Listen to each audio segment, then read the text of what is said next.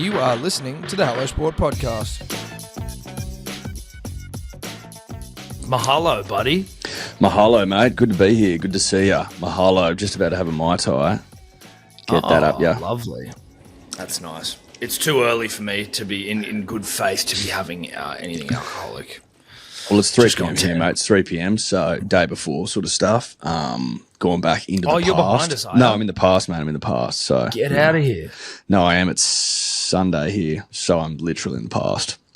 Oh, wow. So you kind of have an extra day of holidays. Yeah, but then you lose one on the way back, mate. Nah, that's a good point. You know what I mean? So if you stay, if I stayed here, mate, do you know what I mean? Like if I stayed here forever, then I would get a day. An extra day of life. Yes. But unfortunately, you can't. No, you can't. Well, you can. I could. I could stay here, mate. Absolutely. No, you could. You could. I could stay here, mate. Is that how you feel? Is that you thinking of pulling up packing it up? Mate, sometimes I do. Your roots down? Yeah, sometimes I think about packing it up, you know. I mean, the thought of going back there and having to just like sit with Toddler for the rest of my life, I'm just like, nah. I know. Can you, dude, just before you came on, I just sat there and just saw up close his fucking disgusting Balinese rings, and it ruined my morning. Did you get silver, Toddler? Are they silver? Can we see him, Toddler? He told me they were silver. Oh, you're an idiot. But have a look at my fingers. Of course you. Oh my god! Look how green they are, dude. Yeah, I don't know what that's from because he assured me it's real silver. He didn't let me. He laughed in my face when I tried to barter with him. He was like, no. 45 for 2. I don't know if real silver does that. Well, so did you think you were buying real silver? No, absolutely not. But I'm just I can't like, tell. No, I how knew much were they? $45 for 2 for these 2. Yeah. Yeah, right. Okay, probably not real silver, mate. And the fact that your skin's going green after a second is not a good sign. No, from the sight of moisture. No. Do you think that you owe it to us particularly, but people generally, because obviously you have somewhat of a profile now, a couple thousand on the gram and that, that you owe us the respect to ease us into like ring life rather than just rocking in with 3 off the rip? No, mate. It's all or nothing. All or nothing. Then you should have one on every finger. Can I see him? Can you hold him up again? And so what was the decision to just go straight into ring life?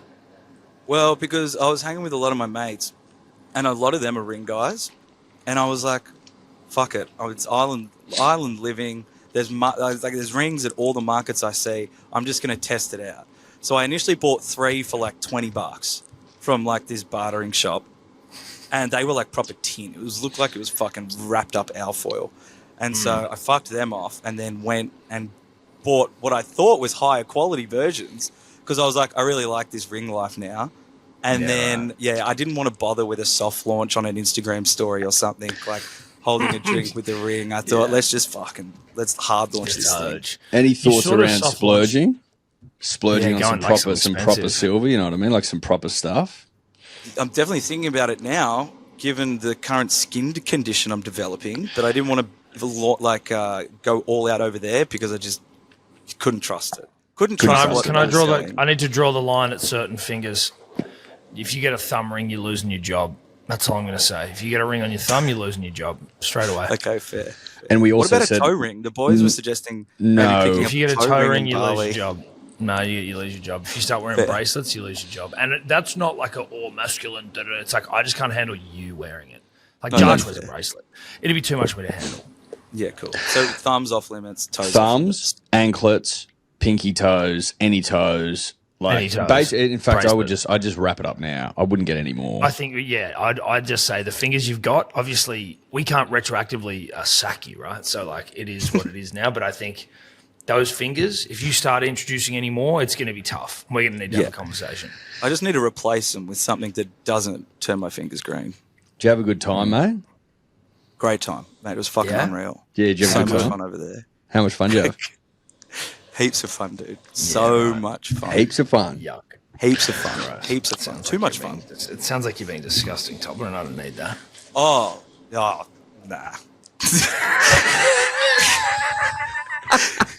In that regard, no fun. No fun. Lots of fun with the boys. Jeez, who could have seen that coming, eh? I know. Oh, jeez, who saw that coming? Fucking hell. Seriously. Yeah, who would have seen that coming, hey? It was a good time. It was a great learning curve. Yeah, great learning experience. Learned a lot about myself and the dating scene, and didn't find my mojo over in Bali, so still looking forward to somewhere. Mate, I've been there. Don't worry. I've gone to Bali searching for mojo and come back mojoless.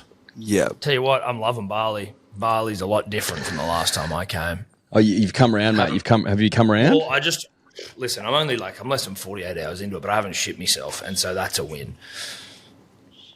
And I'm not even worried about it. That's not to jinx it either. Like, obviously, I know.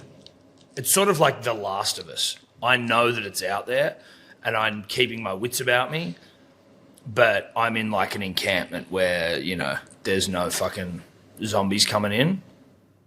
Can I just ask, like, you know that Bali's like super westernized in parts, or in a lot of it, at least the tourist attractions. You know that there's like some very spiffy joints over there. There's a lot of money. You can spend shitloads if you want to, even in Bali. Like, were you under the impression that all of Bali was like Kuta? Is that sort of like where you were at, and that you... I wasn't really... You spent most of your time on a Kuta shitter last time because you just couldn't face your reality, which is that you'd been dumped. And you're eating street food and like drinking water from the tap. Like, is that sort of like what you thought it was always like over there, or what's the go? No, so listen, I resent that. No. So what it was only trip to Bali, obviously, as we all know, freshly dumped. Shout out to Luke Bracey for Mother Teresaing me and offering me a gentle hand to try and, I guess nurse me through a sad period of my life. We were in a lovely villa. I didn't eat any street food. Don't think I drank from a tap. I did have Hungry Jacks on the last day. Big mistake. Huge mistake. My fault.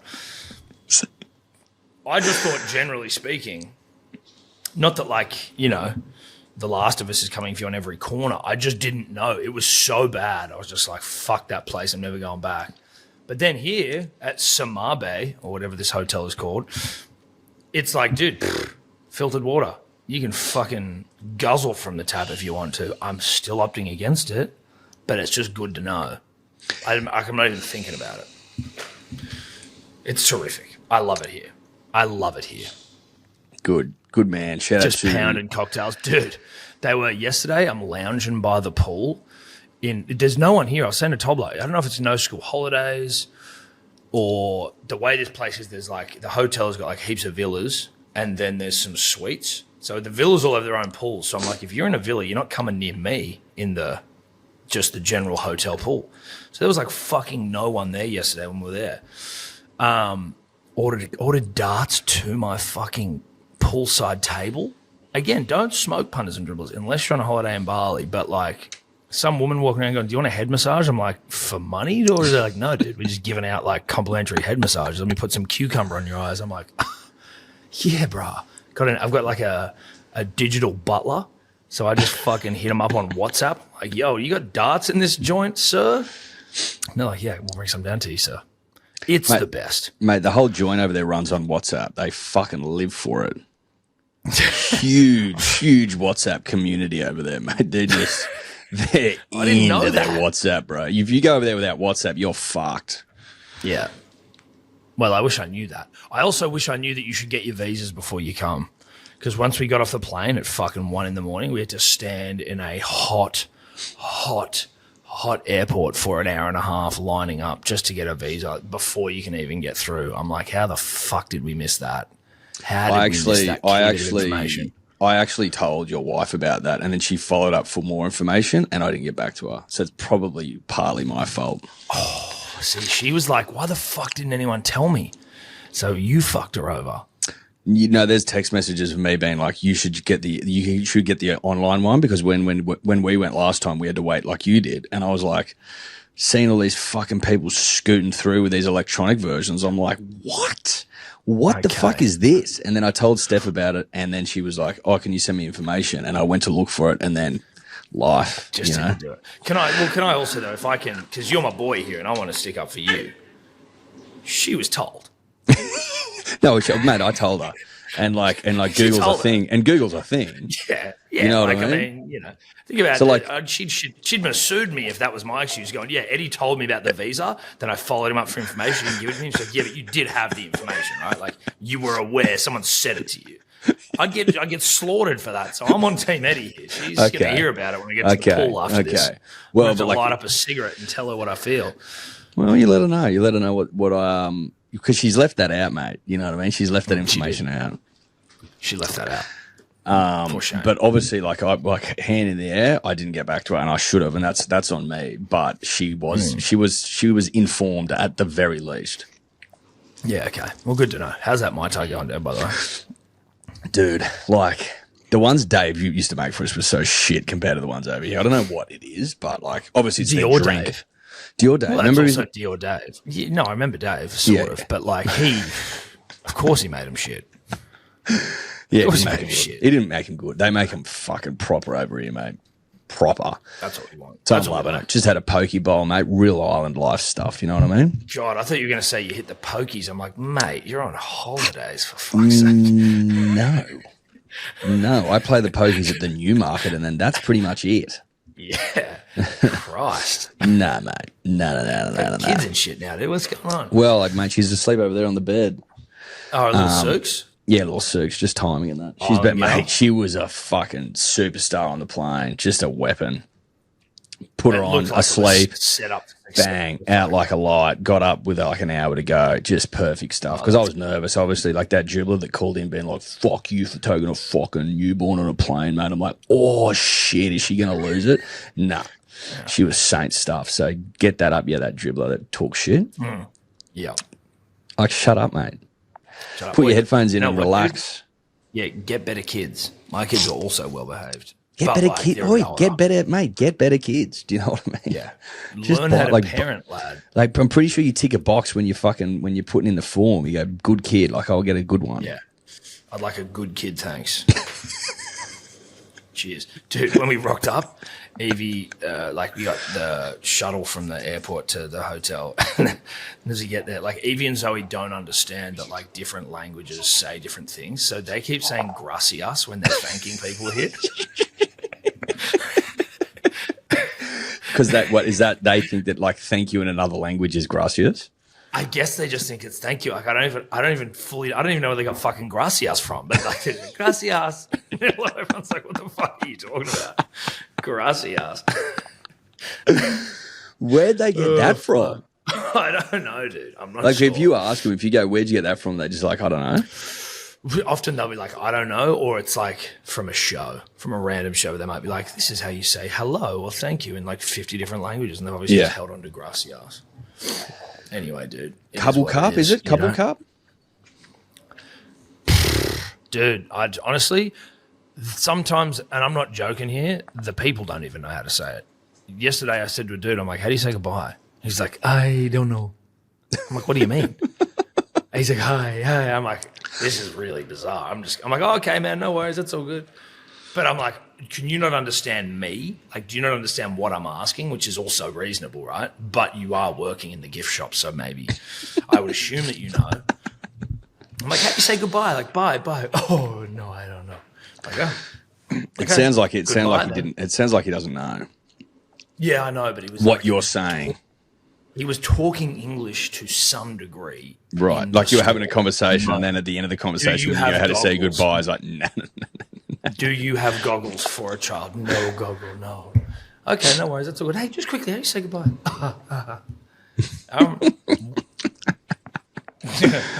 Oh, good stuff, gentlemen. Good stuff. I tell you what. It's good stuff. It's good. It's good stuff. I tell you what, it's good stuff. Healthy.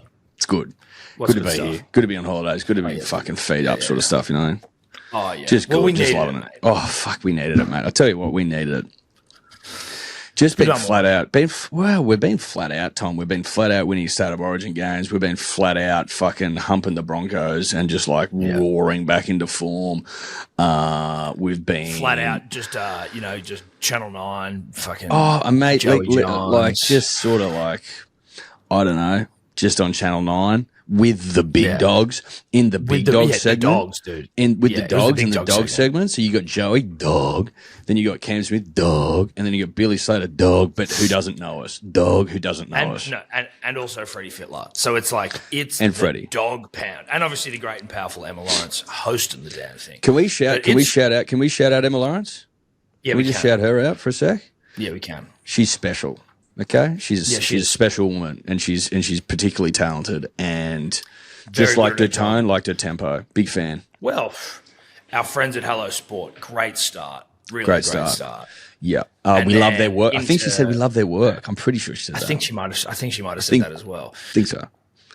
And I mean, and listen, it's no easy feat wrangling the dogs at the dog pound, right? Like that's some serious you got your work cut out for you there. Billy Slater had no idea who we were, and that's fine. I don't think that anyone should know who we are. I'm shocked when anyone does know who we are. I always go into any place assuming that no one knows who we are. Billy couldn't have. He either doesn't know or he's heard the mountains of bush poet rhetoric and he's chosen to play dumb, which I would also respect. I got the sense that he had absolutely fuck all idea of who we are. And what I think the giveaway, Tom, was that because he's lived in Victoria for so long, he's actually become, I would argue, more Victorian than he is Queenslander. The Queensland listeners are going to hate that. But the reason I know is because Hello Sport struggles to translate to a Victorian native tongue. They don't really get the tempo. They don't get the speed. They don't get sarcasm. They're a serious bunch. Shout out to the Victorian. Well, they are a they don't serious get sensibility. People. They don't get humour. It's kind of like, in terms of humour down there, it's Daniel Gorringe and then Daylight. Just from a humour perspective. Daylight. Shout out to Daniel Gorringe. He's hilarious, but he's got New South Wales sensibilities, Tom. So I think that's probably where it comes in. He went on Big Brother, for God's sake. Like he's got New South Wales East Coast sensibilities. And he's hilarious. Big Brother, reality TV feels like it's East Coast sensibilities. 1,000%. Reality TV is mate, because reality TV is tacky as all get out. Kyle and Jackie O tried to go down to Victoria, and they've been spat out of the state. So they're too highbrow down there. Their eyebrows are up here in Victoria. Yeah, you know what I mean? Yeah, well, they're actually connected to their forehead, to their hair. You're like, where's your hair start? There's like a thin skin line, and then it's hair, but it's like. They look fucking weird, dude. Highbrows down the skin between the scalp and the eyebrow down south is called the Victorian line. So it's just there's not much there, There's not much there. So what I'm saying Billy is doesn't get it. Billy doesn't get it. He doesn't get it because he's now more Victorian than he is Queensland. Again, our Queensland listeners are going to hate me saying that, but well, it's been a tough couple of weeks for them, so I can understand why they would feel bad. But that is what it is, right? Mate, like when his career was over, he stayed down there. You know what I mean? He's riding horses with his shirt off. He's doing Melbourne Cup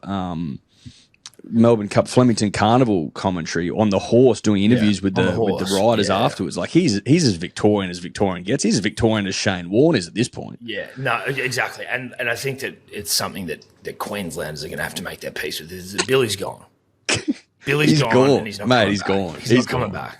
And to sit through that crap last Wednesday night, like he's packing it up, mate. He's like, fuck that, I'm going back down south. I'm going to go back down and fucking cruise down the street in Paran or wherever the hell they are, Paran. I don't know enough about Melbourne to truly reference anything down there, but that's all they're going to do. That's all he's going to do. AFL, scarves, what else? Coffee I don't know. culture. There's whatever, Anyway. They've got good sporting events. Like that's about. No, they've got great sport. They've got great sporting events down there. They just don't know how to laugh. They've got the best. They've got the best sporting events. They just don't have a sense of humor. They just don't have a sense of humor. They don't know how to laugh, and that's cool. And they say shit weird. Like the Germans. The Germans make great cars and they make great beers, but they're not very funny. No, do you know what? They are a bit Germanic. The Victorian. And that's no disrespect. I don't want that to come across as disrespectful. There's no disrespect there. We're saying Billy Slater, Victorian. Which, I mean, if you're a Victorian, what a coup. What a signing. If you're a Queenslander, that's obviously a huge, huge loss in a week where you don't need to lose anymore because you've already had a huge loss. It is what it is. Billy didn't know who we are, and that's fine. What was funny was Billy being like, this work, is it? And then friend of the show, Luke Bracey, heard of him. He made the point in a WhatsApp called How Good is Test Cricket, which you and I are in. It's just the three of us. And usually it's just about us talking about Test cricket. That's all it is. How but good not is Test always. cricket? But not always. Not always. Not always. But it's circa 95%. And it's honestly, as a chat group, 90% silent until there's some Test cricket chat to talk about. But he did make the point that it was maybe a little unfair of Billy to scoff at us being hard at work when for the majority of Billy's adult life he's played rugby league or been on TV talking about rugby league. Which, fucking hell of a job, not a real job. Mate, neither's this, but neither's that. Neither's that. And no one's saying you didn't work your ass off, Bill, because you did. And that's what you're known for. You're known for work ethic, but I'll have you know. You're the greatest of all time. The greatest fullback of all time by a country mile. Likely a future immortal. But our respect for you so. knows no bounds, Billy. Know that. But I would point out to you that looks can be deceiving, okay? And you can't judge a book by its cover. I believe Shakespeare said that. He did say that. And in regards to us, Tom, we may be horizontal. We may be bounced out. We may be in our bounced out fineries. However, we have turned up to do a job. Yes, we may be on holiday. But we've turned up to do a job. We've turned up to do a job, okay? And Bill, for 5 years, no one listened, and we were doing 7 a.m. starts on a Monday morning. So you just woo up, bush powered, okay? Yeah, you know what I mean? Calm down there, mate. Listen, I am on my third or fourth holiday this season. Not important.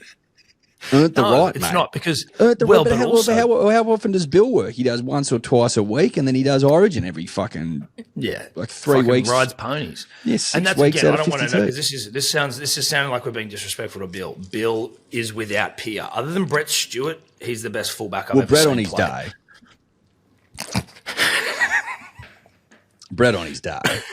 Brett on his day, then Billy, and then Daylight, and then everyone else. And then Brett on his day. Brett on his day, Billy, regular Brett, Daylight. Brett on a bad day, Daylight, Turbo pre-injury. There's like an Brett order. having a shocker. But Brett on his day. Brett on his day. Yeah. Billy, Brett off day, Daylight. Yeah. Brett shocker, Daylight, Turbo.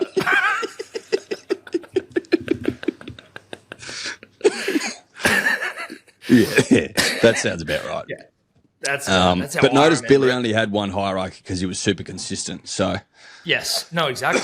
That is respect in and of itself. He didn't have bad days. No, he didn't. His best just a touch under Breddy's. Anyway, it was good. I tell you what. I appreciate the shout out. I tell you what.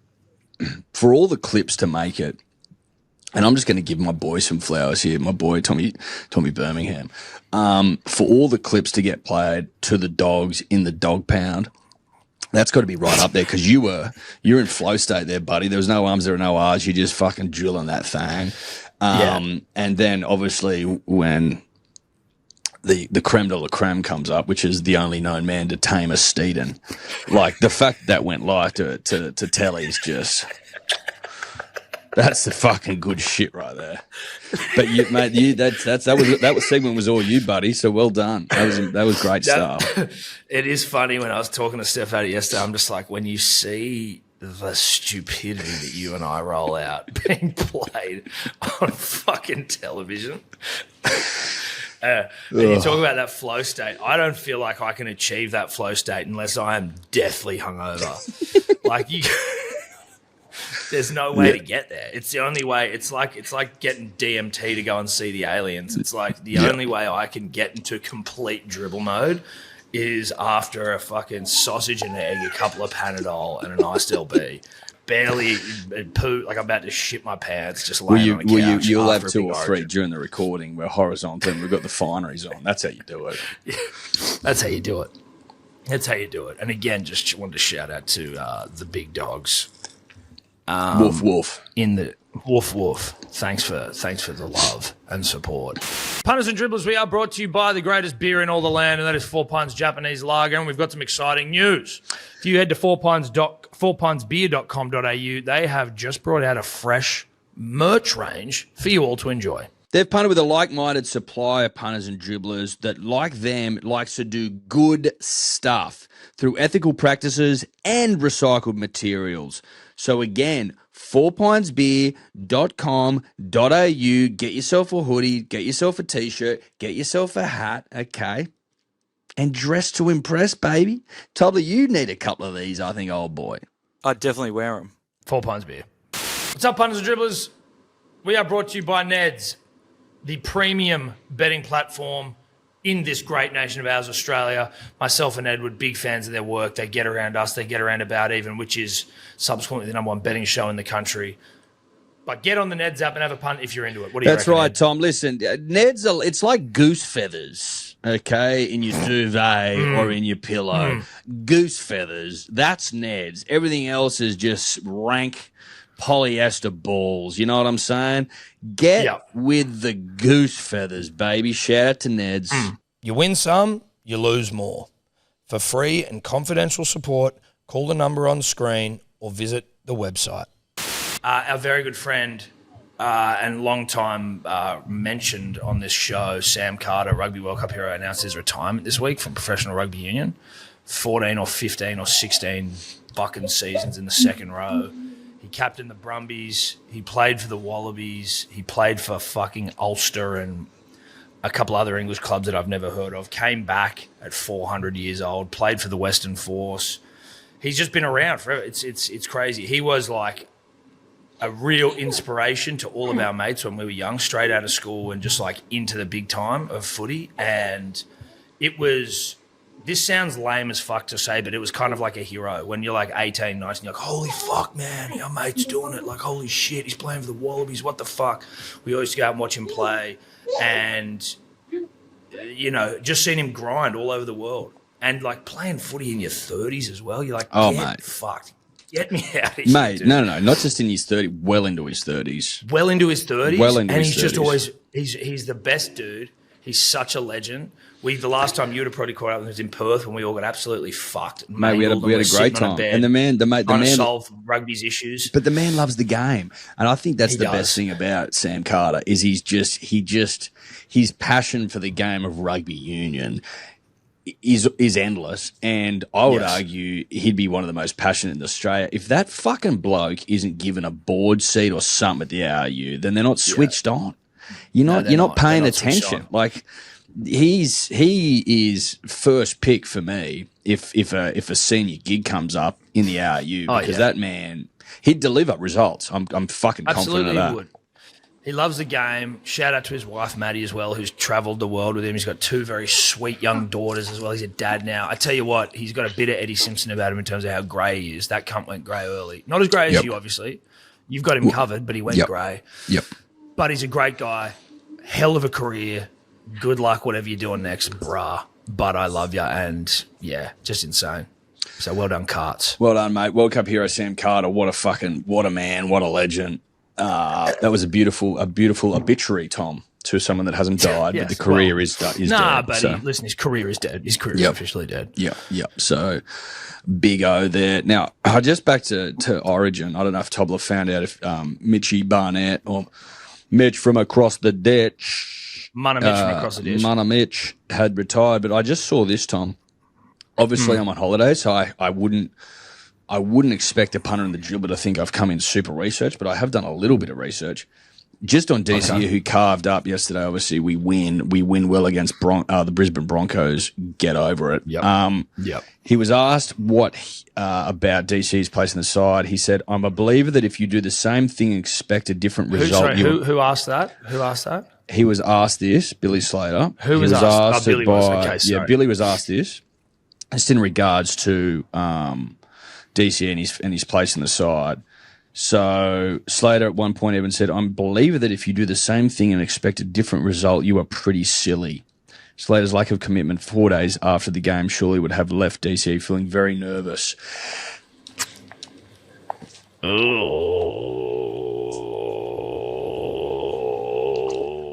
listen, can I Silver Linings playbook this bitch? Yep.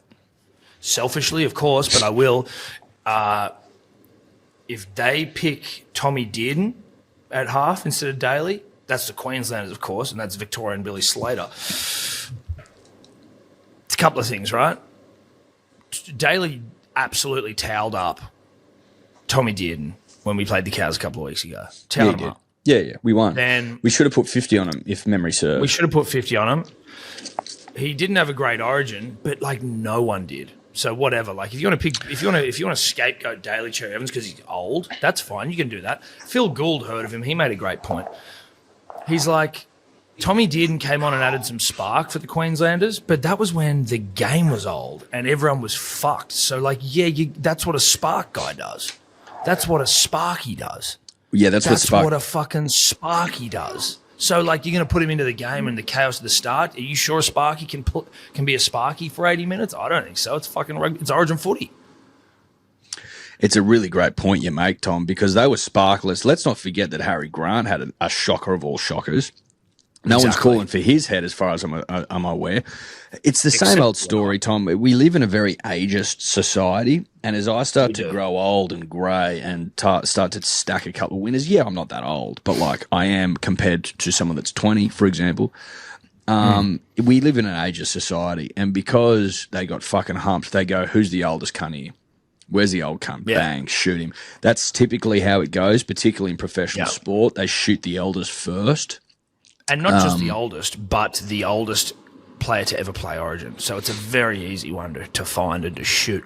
I think they call them bulls on the savannah, on the plains, like a bull giraffe. They start to go a bit black in fur, and it's like, if we're going to kill any, we kill this one because he's had a good life passed on his genes. And so you find Daly. And I didn't mean giraffe because he's got a long neck. That was purely a coincidence. But if Daly's a bull giraffe and you're running a game reserve where you need to kill a couple of fucking animals for a South African who wants to come and blow the head off of a sentient being, then you go for the bulls, the old ones. And I just feel like that's what even though they're still doing their thing and they still got cum to pass on, they got genes to pass on. It's like, let's just go for this guy. He's old and grey. They're still coming, those balls. I get it.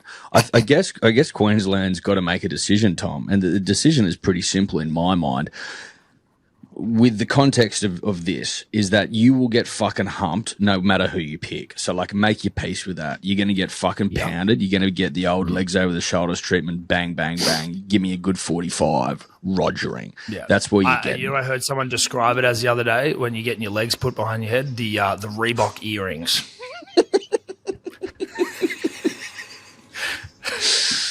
Yeah.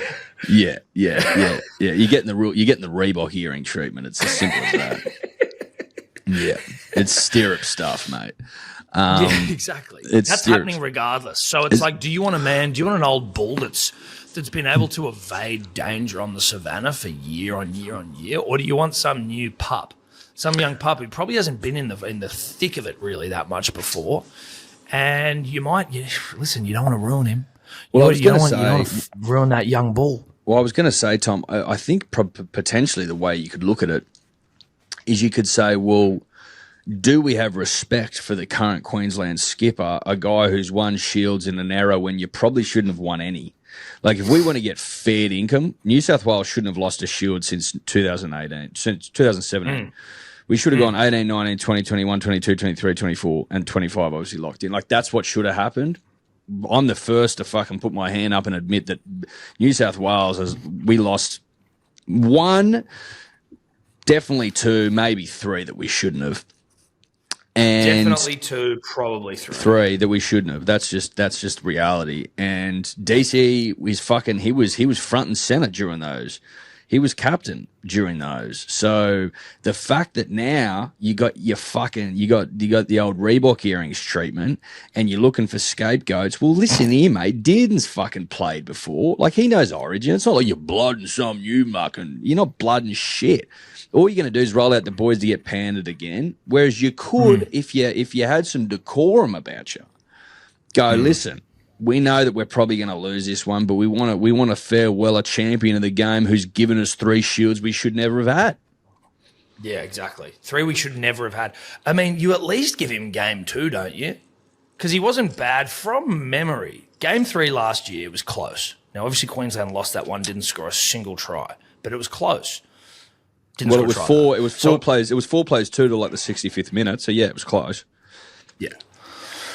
Then, like game 1, yeah, sure, but like there were so many bad players in your outfit, in your Origin outfit. So many bad players, so many players that didn't turn up. You could argue weren't even there. I don't think Daly was that bad either. The only time they looked slightly dangerous was in the first half down Daly's side. Yeah, no, they weren't. When they just didn't. They weren't clinical enough, and obviously we were too good defensively. Even though Trell was gassed, we were still able to stop you. But like that was the only time things felt like they were happening. I wonder why he wasn't kicking. Has anything come out on that? I'm talking like in-game kicking. If it has, Eddie. Yeah. The only reason I haven't seen it is because I've been housing pina coladas and floating face down in a Balinese pool. No, I completely get it, mate. I've had fucking 4 or 5 pina coladas myself. I just thought maybe some bloke wearing rings that aren't silver might have, had a look. Done some work or something since he's back in the country, or has he just been... No, I haven't heard anything about Cherry Evans, why he wasn't kicking as much. Do you read the newspaper as part of your job? Like, do you read any of the news, or do you just sort of roll in? Fox Sports and Daily Telegraph. Good answer. Of course. Good answer. No, good answer. We'll quiz you on that when we're back. Now, right. So we don't have an answer on that. Listen, the only reason I bring it up is because that comment specifically is fucking damning. That's damning as damning gets. That basically says you're getting sacked, mate. That's what that says.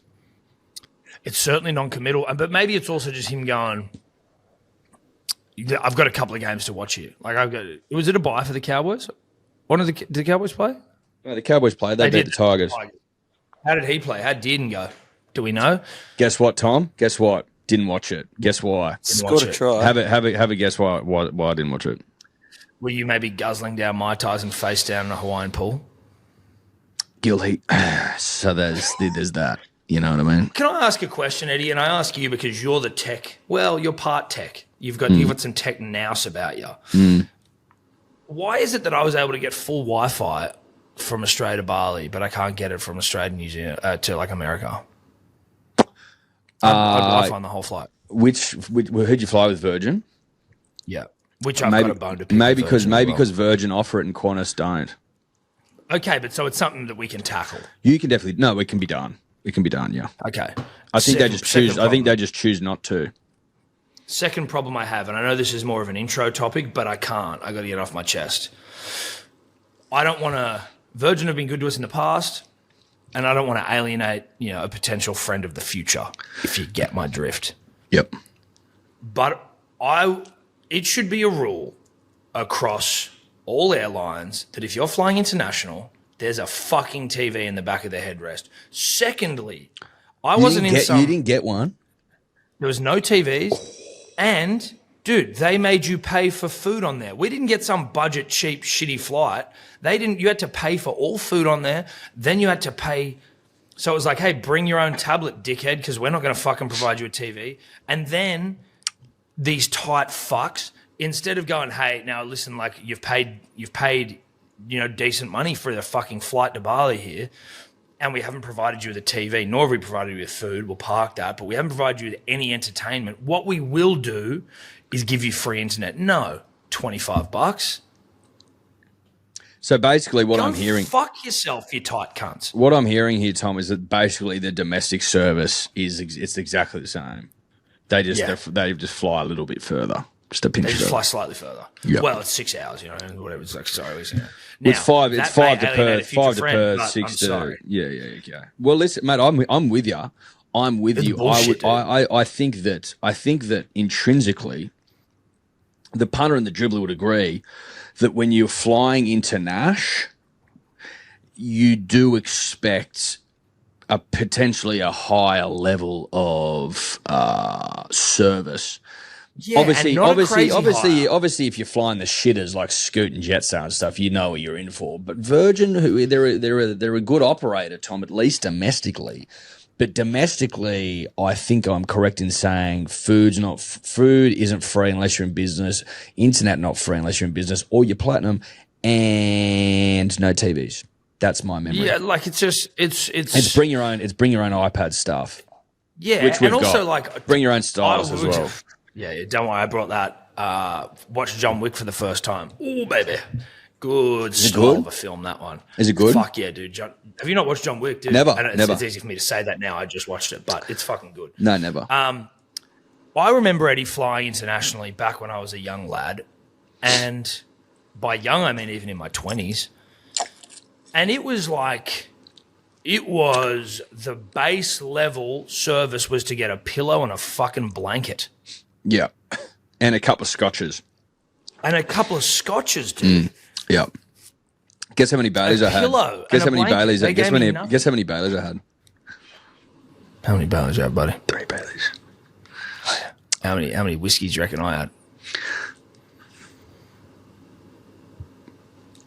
Yes, sir. 3 whiskeys.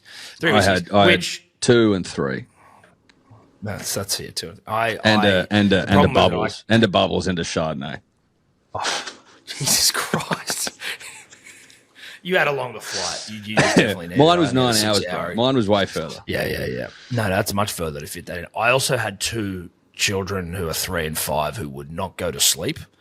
And so, like, I just couldn't get into my work. They kept, like, bumping and moving and fucking, it was they were pretty well behaved in fairness, but, like, I didn't have a sweet little Suki Sue just snoozing in a fucking bassinet and then you just go, here we go. How fucking dribbly is that bassinet? It looked like a prison. Oh no, it's hilarious, bro. The little fucking thing over their head. So cute. Yeah, it's good stuff. Anyway, back to State of Origin. Yep. Because I had to give Virgin a drive by there because it's just not good enough. Daly may be out. If he is, selfishly, I am happy for Manly. You know? Like, fuck him. Fuck Queensland. Whatever. Get rid of him. Play Tommy Dearden. But I will feel bad for Daly, who I think deserves the opportunity to go out a champion. Well, like, listen, on that, Tom, and I think what we've said's been said, and I don't think we need to say any more. I do want to excavate, though, your comment you've just made there about we get Daly back selfishly, as in, like, Daly's ours, leave him alone. We'll show him the respect he deserves in his final season with the Sea Eagles. There would be synergy, and if you're a Pattonist, poetry in winning your first season and your last. That's just let that hang in the air. Now, I just want to fucking draw your attention to something, Tom, and speak about the importance of Daly coming back into the side full time. Canterbury obviously having a great season, 22 points. Canberra second, 20 points. Warriors third, 20 points, and Melbourne round out the top 4 on 18 points. Now, what I find interesting about that is that, mate, if Canberra lose their first fucking game of the season, you could knock them off in the semi easily. Same with Warriors. So the bottom 4. Sorry, wait, who Canberra or who are you saying that? Canberra. So let's we're seventh. Lost 3. We're 7th at the moment, right? Just work with me. Yep. If it finishes as it looks, we would play the Cow. I know I'm going real early, but I'm just giving you a sense of what we're about here. We would play the Cowboys' first game of the finals. We'd fuck them up because we already have and they suck. We would then play the loser of the top 4 teams. You probably get the Warriors or Canberra. Like, you win that. You win that game. All of a sudden, we're in the fucking prelim, bro. Then we've got the Dogs. Eddie, to be honest, mate, I think we could get anyone in that top 4. I wouldn't be concerned. I'd prefer, like, obviously Dogs are killing it right now, but I wouldn't mind playing the Dogs first round. Well, we'd need to be in the top 4, which isn't impossible. But sorry, second round. Well, they would need to lose their first round. They'd need to lose their first round. Which they might. But sure. Eddie, Sure, 100%. They've cursed their fucking season with this Galvin great signing. Point. Galvin needs it's a great point. He needs a new haircut it's a great as well. Point. This isn't an anti-Lachlan Galvin thing. Shout out to Lachlan Galvin. You're a young kid. You're out there. You're doing the damn thing. Whatever. You're getting, people. You're a young kid. You don't know what the fuck's going on. You're 19 years old. But what you do know, and I did know this at 19, is what a haircut is. Well, you knew better. He looks like Simple Jack, and I know it's probably a little uncouth these days to do Simple Jack impressions, but that's what Lockie Galvin is giving. He's giving Simple Jack. Well, I don't know if you can do the impression, Tom, but you can certainly reference it. Yes, and that's what I'll be doing, but I won't be doing the impression, and I just need everyone to know that. No, I don't think you need to. Well, Robert Downey Jr. went blackface. Robert Downey Jr. went blackface in that movie, and the only person that got shit for the performance was Simple Jack. Yes, I do think played by the Ben Simple Stiller. Jack, though, the Simple Jack is the haircut du jour, that is of the day in French. It's the haircut du jour. It is all like Payne Haas has a bit of a Simple Jack. I don't get it. Well, I think. Again, you're a fucking old 35-year-old. I'm not. I mean, I am, but I'm not. But like Angus Crichton doesn't have a fucking Simple Jack haircut. Kalen Ponga hasn't got a Simple Jack haircut.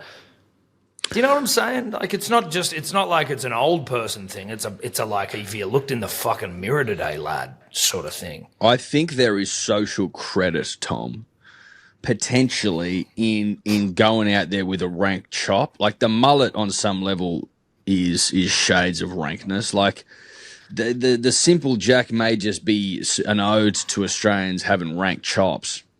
Yeah, listen, I hear you. That's a fair point. I think there's something about the mullet that is like time honored. It's a custom almost. It's like, oh, fuck, yeah, mullet. The Simple Jack, though, there's not really anything redeeming about their haircut. No. The redemption of the mullet is the mullet itself. The beauty is in it. The Simple Jack, you just look simple. Like Simple Jack. So, I don't know, dude. You saw that photo of him signing with the Dogs, and you're like, whoa, that's a fucked up chop. That's one of honestly, maybe, I think Aaron Woods had a pretty fucked one back in the day when he got his hair half cut short, but he was like going bald, and it was like, there's a photo somewhere of, I think it was, he had a bit of a Dora the Explorer look, but a Dora the Explorer losing hair. This might be one of the worst I've ever seen. Mate, I'm with you. And I don't want to, Like let's do, like, if we just get really fair income, like super fair income. I'm going to read these teams out and tell me if we can beat them come finals time when we're playing our best footy. Dogs. All right, I'm just going to close my eyes and then you just... Okay, you close your eyes. I'm going to read them out and you just tell me, can we beat this team when we're playing elite rugby league, which we're capable of? Yeah, it's sort of really sporadic at the moment. But when we perform, we rip cunts. Dogs. Yeah. Win. Raiders. Win. Warriors. Easy. Storm. Close, but we win. Sharks. Lol. Cowboys. Comfortable win, but I respect Todd Payton and his back deck wanks. Dragons. Yuck. Of course we win that. But they're probably the toughest team in the top 8, dude. The Dragons might be our toughest fucking battle in the top 8. Oh, we play like shit when mate, we go. Can I be honest with you? We'd probably need them to get knocked out by someone else. Seriously, they're the team. They're the team I'm most terrified of in the NRL. Comfortably. They're our bogey side with a capital B. They've always given us fucking pure hell. So if someone else can dust them, which I think's likely, then we're home and hosed. Give us the ring now, son. Could I also say something? Because a few Warriors fans are in the DMs. They're very upset about the false economy chat. They are. They're really upset. And all I'm going to say about the false economy chat is this. And they don't believe me when I say this. I love the Warriors. I'm a Warriors fan. I'm half Kiwi. Kia my bros. But we're paid to call it as we see it. Yep. And when the Warriors were sitting second at one point on the ladder, all I did was go back through their wins and look at who they'd beaten. And from that, made a deduction that they are a false economy currently sitting at second. They have not beaten teams that justify their position on the ladder at second. They're like, what about fucking Manly, you cunt? I'm like, do you hear us shit all over Manly when we lose? Like, that's not the same thing. If Manly was sitting at second and we'd only beaten the fucking Eels, then that would be a false economy. Yeah. Now, great win against the Rabbitohs yesterday, because that was what we were getting bombarded with. False economy, suck a dick. Like, yeah, fair play. Good game. Yep. And where are you sitting? Third. Good. Again, great. Good for us. Good for us. It's good for us that you're sitting. It's good for us. It's good. It's really mate, good for us. I'm loving where you're at. It's great for us. No, it's really good. Congratulations. I mean, I would say this, letting the Rabbitohs put 30 on you. Is that premiership win? Is that... Well, they love a tight. They love it. Shout out to Waz, respect to the Waz. I will say this: we respect where respect to the Waz. No, we respect where respect's due, because they are actually good. You would never have won the tight games you win in this season in any other year I've watched you play. Yes, you're right. And I think with the Waz, though, again, part of my belief in the false economy, or at least they don't need to be a false economy all year. But certainly when I said it, I believed it, but is that they are like the perennial year-on-year off team. They just are. Like, one year they're good, the next year they're shit. And the year they're good, you're like, fuck yeah, Waz are back. Like when you guys made the prelims, was it the prelim a couple of years ago? And I can't remember. It wasn't the grand final qualifier, was it? Whatever, but you were up there. You were there when the whips were cracking. And then the next year you're thinking, holy shit, this is awesome. Waz, how good? Because it was the Waz year, I think, when it first came in. And then the following year, you stunk again. It was just like, fool me once, shame on you. Fool me twice, shame on me. Yeah, you're just going off history, mate. That's what you're doing. And that's all I'm doing. I'm a historian. At the end of the day, I'm a historian. At the end of the day, you're a historian. And have you found anything about Munna Mitch from across the ditch? Yeah, so it hasn't been confirmed yet, but the latest is that Buzz Rothfield was reporting today. He spoke to the Warriors chief executive, Cameron George, and they're almost convinced it's ACL and he's out for the season. Fuck. Yeah. Devo. What do they do about old boy Terrell May? Did you get our bummies over there? I sure did. I brought him in today. Nice. Good fresh. Good We man. maybe reveal the bummies when You actually sound pretty hoarse, old boy. Yeah, I've been. I put a hurting on the Camel Menthols over in Bali, and now it's catching up to me. And did you have You did also, you have a night out the other night? I did. Got off. Landed in Australia at 6 a.m. on Saturday, and then had a house party on Saturday night in Newtown. So it's just been non-stop. Fucking Tobler, single Tobler. Single Tobler, just fucking living his life without fear. Absolutely. Good for you, mate. How old are you now? 27. Almost 28. Beautiful. Good years. Are you 28 this year? Yeah, in August. Oh, etch. That you are. Fuck, you're almost 30 now. Not dude. that You're catching etch. up to us. No, it's not really. Nah. No, it's It's It's not etch. that You're edge. catching up to us. 27. I'm still mid-20s. Mate, it's edge. Oh, We're It's going to be alright. sharing. Yeah, it's etch. It's etch. Mate, it's just all what right. it is, dude. Mate, it's edge. Get over it. It's fine. Okay, so Munna Mitch is injured. That Yes. sucks. I feel bad for Munna Mitch. Sending my blessings to Munna Mitch from across the ditch. Sending him Munna, to be honest. Best case now, scenario fuck. would be like meniscus MCL damage, but It they're did. pretty Oh, convinced a it's menisci. ACL. It did not Yeah, look. that'd be good. best case. Punters and dribblers. Good day. The number one multivitamin in the country, not even taking the piss. Go and read the reviews. No one else has 5-star reviews like we do, as many as we do, over 1,200. Check them out yourselves, begoodhealth.com.au. I'm going to read one here. Absolutely brilliant. I've taken a plethora of multivitamins over the years, especially during my career as a semi-professional kickboxer. This stuff has some of the cleanest and most notable effects on my energy and immune system. I absolutely love it. This shit's legit, mate. This shit's legit. As I've said before, it was not made in the back of some cunt's shed. It is fucking right. pure, unadulterated goodness, Tom. That's right, Eddie. That's right. And good to know the kickboxing community getting around it. Head to begoodhealth.com.au. Use the code Dribblers. It will get you 10% off if you just want to give it a try. But if you like them, what you haven't, subscribe. Code Dribblers will get you 20% off with a subscription. Did you see that? The Newcastle Knights. We're just jumping around here a little bit because I don't know what's on in the news, and maybe Tobler can just go and do a little peruse and see if there's anything glaring that we're missed. But we might even go through the results. But again, do you really care? Do we care? The Knights got fucking spanked by the Dragons. The Knights looked like absolute poo. It was gross. They brought they rested Ponga, from Origin because apparently he had a foot injury. And Adam O'Brien, the post-game press conference, blamed the loss on the draw. As in he was like, we're playing Friday night straight after Origin.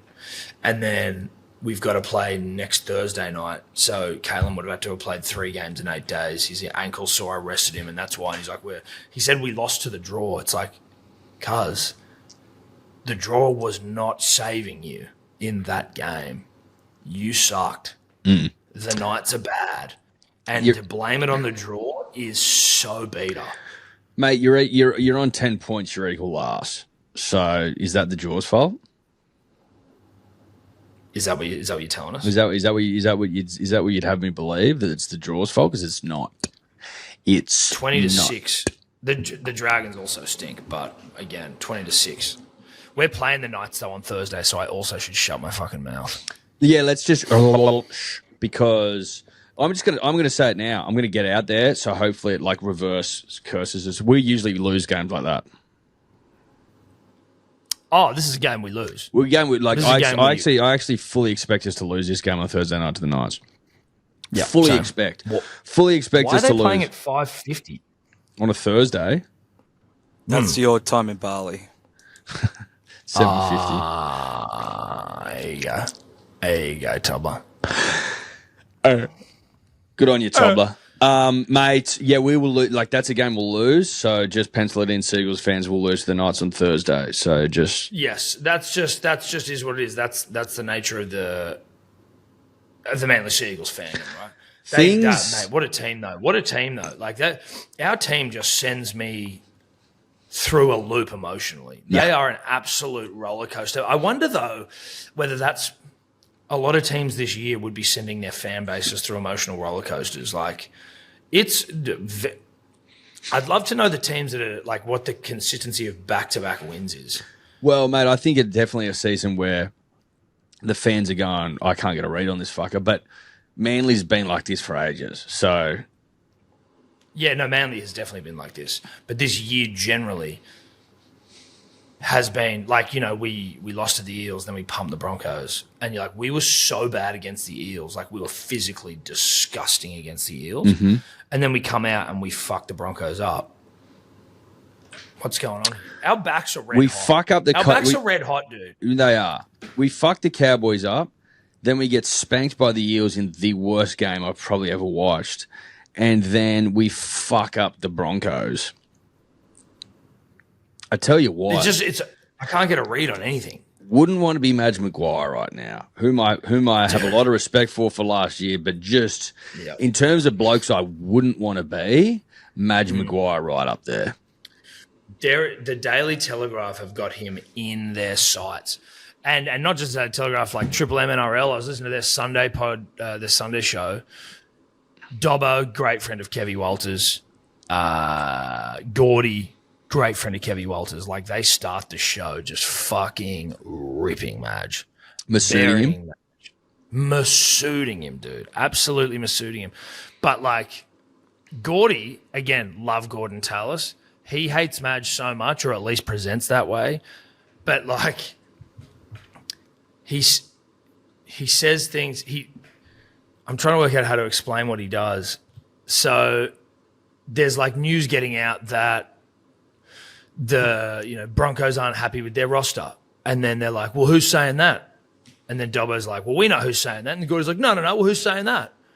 And he's like, we know who's saying that. And Gordy's like, well, who's saying that? And then Dobbo goes, well, it's the coach. And he goes, I didn't. And then Gordy will go, well, I'm not saying it's the coach. That's you saying it's the coach. I'm like, you're saying it's the coach, dude. You're saying Madge is saying he's not happy with the roster. Like, that's exactly what you're saying.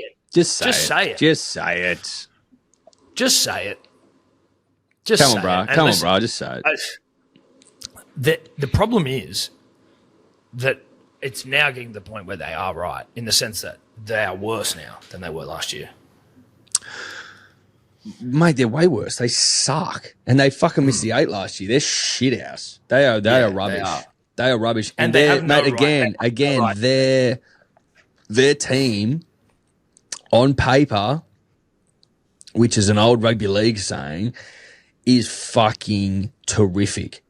People would cut off genitalia to have some of their players. You know what I mean? There'd be CEOs out there happy to part with, a knob or a bloody or a nut just to get half their fucking team. Oh, absolutely they would. They have an absolutely stacked side, and really should not be where they are. Like they should be. I had them. Again, my opinion means nothing here, except when I'm talking about the Warriors. And I thought they were like after the first. I think they put 50 on the Roosters in round 1, and it was like, oh, obviously it's round 1, but you're like when you see how hot they are, you're like, oh, this team can win the comp. Yeah, this team keeping it all together, everyone on the park can win the fucking comp. And then it's just been like, it's just been rank ever since. And then even if the whispers of like player unrest or a bullshit, it's like if you're not winning, they almost start to be true. They're almost self-fulfilling. Mate, it's fucking disgusting. You're right. That 50-point thrashing in round 1. In hindsight, though, you look at that and you go, well, outside of the Storm, if you're winning round 1, it's not a great sign always. Sometimes I get a lot out of that. Outside of the Storm, of course, punters and dribblers. But if you're a Queenslander who goes for the Broncos, like you're just having a cunt of a time, aren't you? Oh, it's been rough for you. It's been rough, and I mean, it might be worth considering packing it up as a rugby league fan. Yeah, you just pack it up. Pack it up. Just take a couple of years off, even. Mate, you may as well just pack it up. I reckon you may as well just pack it up. You know, it would be good if the NRL provided this because, obviously the performance of your NRL team can contribute to significant mental illness. And I mean, in the regards of it sends you batshit crazy watching your rugby league team. Whether it is incumbent on the NRL themselves to provide some sort of service where if you want to go into the wilderness for a couple of years and just completely go off grid, live in a bush, fucking go and build wells in Uganda, but like no technology. I need to get the fuck away from anything, including my rugby league team. You come call me when they start to look all right. You come rat-tat-tatting on my door when they've strung a couple of wins together and we're late into the season and they've got some young hot kid coming through. May never happen. Well, then I'm building wells. Then at least I'm giving back. I'm living in a hoochie in the middle of nowhere. But I'm happy. Yeah. But I'm happy. Well, you're presenting as happy. Happy in the hoochie. But you're not really. You're not really happy, are you? Deep down, I don't know, dude. You're stewing. You're stewing. Well, you are stewing, but I think because every day that goes past, every day that goes past, you live in that hoochie, you dig in that well, you're like, the phone hasn't rung. The phone hasn't rung. The phone hasn't rung. When's the phone going to ring? The phone hasn't rung. You're like, have they forgot my number? Is this thing working? Is the satellite connected to this cunt? What is fucking, the phone's not ringing. The phone's not ringing. Then eventually you fly home, don't you? Of course you do, because you think, oh, they've forgotten about me. You've forgotten about me, haven't you? You promised you wouldn't forget about me, but you have, and you get back and you find out that you're dead last. You haven't won a shield in 15 years, and you suck. So get that up, yeah. No, that's a good point. I didn't even think about it from that perspective because every day without a call is news. No news. Still shit. No news is bad news in that situation. Yeah, it's the status quo. My team still sucks. If you're the Tigers, you've been digging wells for years. Since 2005. 20 years. Or 2011 was the last time they made finals. A lot of wells, though. You think you get to well digging. Well, it depends how long a well takes to dig, mate. That's true. How deep's a well? So you hit water? Don't know, mate. Hit the water table, lad. Oh. Who do you reckon the first person was who's like, I'm just going to dig a hole for the fuck of it, and then I hit water and you're like, ooh. Do you know what I mean? Like, you got to be committed to a period of time. So, I'm just going to fucking dig this thing. So you just got to be a weirdo. To know that you can strike it, you got to be switched on. Like a bore. How do they know bore water existed? That's the same sort of shit, right? What are you talking about, mate? How would you possibly know that? Obsessed with digging. No, it's out of control, Tom. It's out of control, mate. And it's probably beyond our pay grade to even break that down, mate. Yeah, mate, I reckon. Madge is getting pulled apart today in the paper because after at the end of the Manly game, Madge is getting torn to shreds again today because at the end of the Manly game, he didn't take the team into the dressing room where all the cameras were, took him into another room to give him like a post-match speech, and Buzz has written up a big article about it all, so he's just getting hounded. Buzz looking for every angle possible. Madge probably wanted to rip their fucking heads off. That's exactly what he would have done. They would have got a fucking licking Saturday night. Deservedly, though, right? Deservedly. Like I get that they're a coach. Like the coach has a great impact on how you play. But when you are as good as that team, when you have as much talent, like, then you should be playing better. Yeah. Like it's if you're the Tigers from a couple of years ago and you're getting spanked, it's like, yeah, but you don't have very good players, right? Like you don't have a great team. So it's gonna happen. And maybe a big fat fucking spray isn't necessarily as reasonable or as called for, but like you're the Broncos. Listen up, Denon. God, it's a crying shame we can't do the DMP this week. But what was the accusation we leveled at them? Just the most disappointing club in Australian sport. I said they were the biggest underachievers in Australian sport, and he wouldn't have a bar of it. I'm like, mate, you've fucking won nothing since 2006. You lost 2 grand finals you should never have lost in the position that you're in. Like, it's been a miserable fucking failure, and that's just, it is what it is, and stop pretending like it isn't. You're the biggest brand in Australian sport. Like, get your shit together. What are we talking about?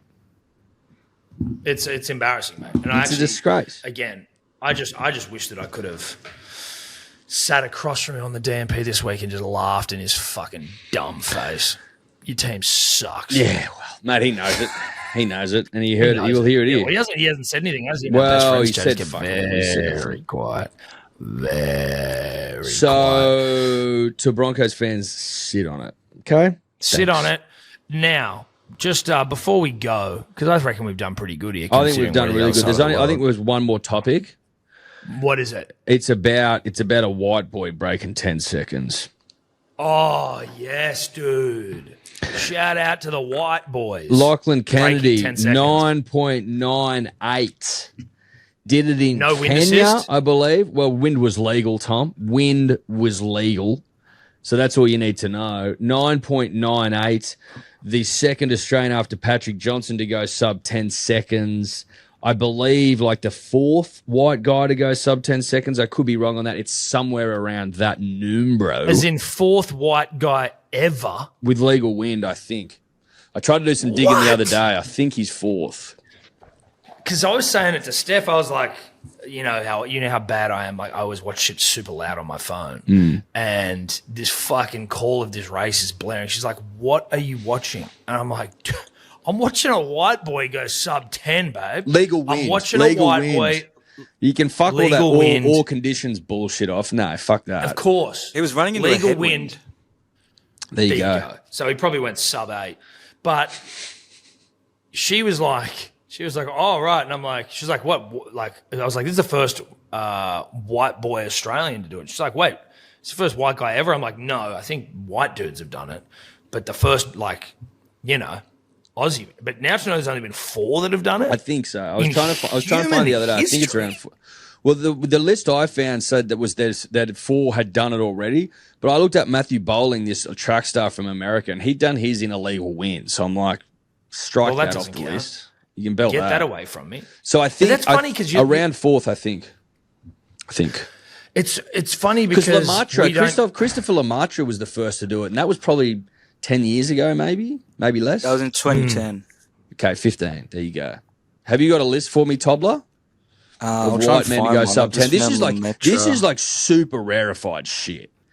This is big boy stuff. That's Breaking what I mean. 10. I don't think there's been roughly 200 people to break 10 seconds. Like, it's fucking hard to do. So why? Like, and I mean, I get it because Gout firstly has a fantastic name, but he's also so young, and the comparisons to Usain Bolt and all that sort of shit. But we've also got this guy over here that's not getting any love, really. Oh, Lachlan Kennedy. He's been getting love slowly, but he's like a good 60-second runner, a 60-meter runner. I'm pretty sure. There's been, I think there was like a bit of a movement on 60 meter. There was almost like a movement online to be like, this guy's fake, or he's not real, or his times are bullshit, or whatever. And ever since I started to see that, he's just gone on this fucking biblical tear. Obviously, he didn't win the Australian Championships because our boy Ryan Browning upset him, but he's just been getting fucking quicker and quicker, this cunt. And to run sub 10. I mean, how old is he? He's like 22, maybe 23. Yeah, he's 21. 21. 21. Mate, he was like a rugby player, then started focusing on sprinting. He's fucking quick. He actually beat some really handy guys. He beat the guy that beat Gad in the World Championships under 20s in the 200 meters. I can't remember his name, but he won the 200 and 100 double under 20s. He beat him. He beat all this other guy who's handy. Like, he beat some cunts in the race. And again, running sub 10 is woo, baby. Like, where are these fucking sprinters coming from, bro? Yeah, I don't know. Just Australian for ages. Like, Rowan Browning obviously ran that 10:01 at Tokyo, but like, god damn, yeah, bro, good stuff. I like it. It's nice, dude. It's nice to be nice. So congratulations, Lachlan Kennedy. That is hot. Big Shervo would have rubbed one out to that, son. And I would have rubbed one out to Sherbo, running one out to that. You know what I mean? Correct. I think Australians would have, to be fair. I don't want to just pigeonhole myself as rubbing one out to Sherbo, rubbing one out to Lachlan Kennedy. I think that would be we'd all have a right to do it. And one more thing, actually, and this isn't a story. This is more just that, like, there's a doco on Netflix. It's like a series called Unleashed or Untamed or some shit like that, sports docos. I believe they're all sport. Anyway, I watched it on the America's Cup when Australia won. I just never really properly had a good understanding of that whole fucking thing and how we won that. Is that when they rocked it? Was that when they got into it? Is that when they were rocking the new keel? Dude, they were rocking the keel. This, like, usually keels was just a. Was it winged? Also, was it winged? It was it was winged because the guy who designed it. So the American team were using like fucking defense designers and shit. Like, the New York Sailing Club's like one of the oldest, most fucking connected institutions in America. They hadn't lost for 138 years, the America's Cup, but no one had ever beaten them. And obviously they set it up for success for themselves. And it's hosted in the city that it's won. So whoever wins it then hosted it. So it's in Newport. And it was like the biggest commercial thing that Newport had was the America's Cup. Every year in America, you should fucking win it. And then Alan Bond just had this guy who was like this Aussie guy, Ben Leach or Leakin, something like that. But he was like almost just this, like, he only went to school for 3 years. People thought that the fact that he designed this keel was bullshit because of how, like, he only went to school from ages 9 till 12. Yeah. He had, like, he's clearly autistic or had something going on there. But he was obsessed at this. They were saying, like, around the time when just before he redesigned, or the 2 years before he redesigned it or whatever, he was obsessed with birds. And he was looking at the way their wings worked. And, like, he was, like, talking about how he remarked to the captain of the Aussie boat, John Bircham, who's like, he was saying how there would be thousands of tiny different operating systems in a bird's wing because there's all these different feathers, and he was just obsessed with it. Anyway, he goes over to Switzerland or whatever to this, like, where they trial new technologies, and they're sort of like constantly trying to work out new tech to how to get this boat a little bit quicker, a little bit quicker, a little bit quicker. And then he starts calling back being like, yo, I think we fucking found something here. And so the keel, like, came down and then just, like, winged out a little bit down the bottom. And it just made them, when they had a breeze going on, what it did was, like, it'd pull them into the water more and they just would fucking rock it. But I'm not going to go and explain the whole thing, but just they were two races down. They had 2 breakages on the boat in the first 2 races. I think it was first to 4 you have to get to. And it was just dude, it finishes, like, on the fucking line basically together, like, in the final race. Absolutely mental. And just that it was this one, and the New York Sailing Club were, like, again, tapped in American dodgies, were trying to say that this guy didn't, like, they were just before the America's Cup where they'd fucked up everyone in the qualifying stages. They were like, this guy, there's no way this guy designed this. And it has to be the Australia, like, you have to be, someone from your country has to design the fucking thing for that boat. So they went over and tried to pay off a Swedish guy, I think it was where they were, or Dutch or something. I tried to pay him off and go, like, sign this affidavit and say that you designed it. And the guy just comes out and goes, no, what the fuck? He's like, these guys are trying to pay me off to do this. This is fucking ridiculous. Anyway, I just sat up watching it and I was like, this is a fucking incredible story. Go like Australia. Little old Australia. Go Australia. 138 years, dude. Check it out, Netflix. Even though I basically just explained the whole thing. You just gave away the whole doco, so that's great. Well, I mean, like, if you didn't know we won it, then, you know. You could have just said we won. So fuck you. Nah, dude, because you need to know. You need to know how it goes. Yeah, like, you got to give it need to away. know. They were hiding it, dude, as well. They had like every time the boat was out of the water, they were hiding it from everyone so no one could see it. It's good shit. It's good shit. It's good shit, dude. So shout out to the Australia 2 for winning the America's Cup fucking 30, 40, Well 50 done. years ago, Well I don't done. know. That's us, boys. See you, boys. Love yous all. Love yous in that bite. We'll be back Thursday. Could you two just not talk anymore?